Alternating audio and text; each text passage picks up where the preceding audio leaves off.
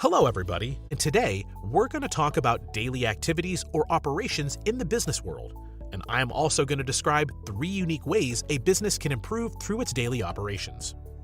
Okay, let's jump right in. What are daily business operations to begin with? Simply put, it's the sum of activities a business and its employees engage in on a daily basis. Of course, the end goal here is to make profit, but in order to make profit, a business has to offer something. Whatever that may be, a service, a product, etc. Now, ideally, a business will have a big picture in mind, and its daily activities will be in sync with that end result, that end goal the business wants to achieve. So, day-to-day activities produce the thing that the business sells to the world to earn profit, but ideally also helps the business move towards its vision.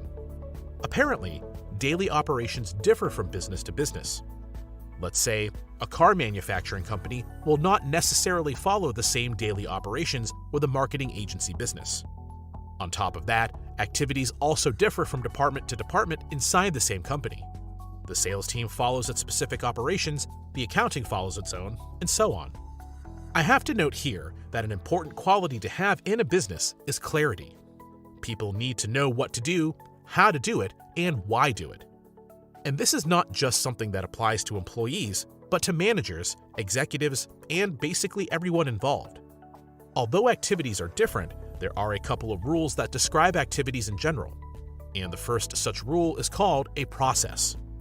No matter what you're doing, there is a process behind that. There is a unique process behind crafting an airplane the same way there is a unique process behind doing SEO research. That's why I talked about clarity earlier. Processes need to be clear, clean, and as effective as possible, but more on that in a bit. So the second rule that describes an operation is the method, which essentially refers to the way a process is carried out. Does the business need people to carry out its processes? What kind of people does it need? Or does it need some kind of technology? How is the process going to be completed? This is very important as well, because the people who carry out the processes should be people who know how to do it, obviously.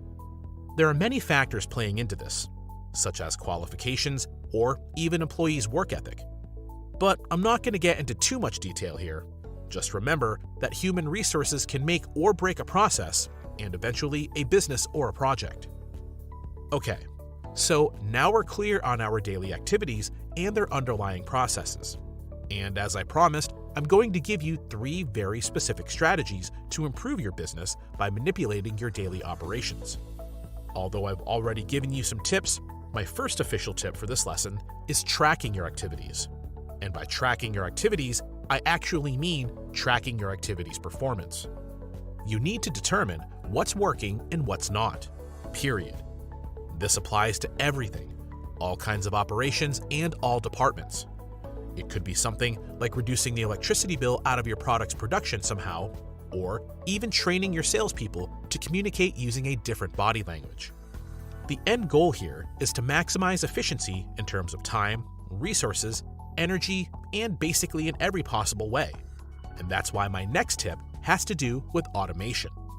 Is there any way you can automate some of your daily activities and make them work on autopilot?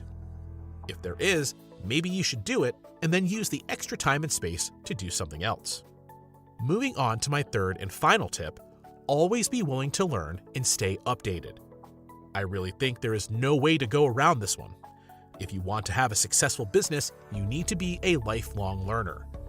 The world is evolving pretty fast, and businesses need to adapt or they'll get left behind. I think it's kind of obvious, but I'm going to mention it anyway. There is a distinction between knowledge and knowledge that can be applied.